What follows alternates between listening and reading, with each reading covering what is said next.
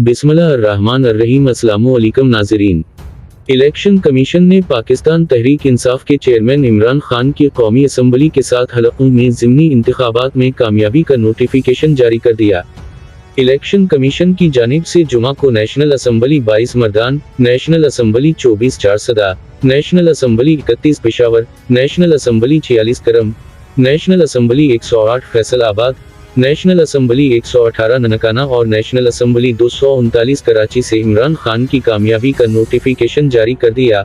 वाज़ेह रहे कि इमरान खान की जानिब से 10 रोज़ में इंतखाबी अखराजात के गोशवारे जुमा न करवाने पर इलेक्शन कमीशन में दरख्वास्त दायर की गई थी।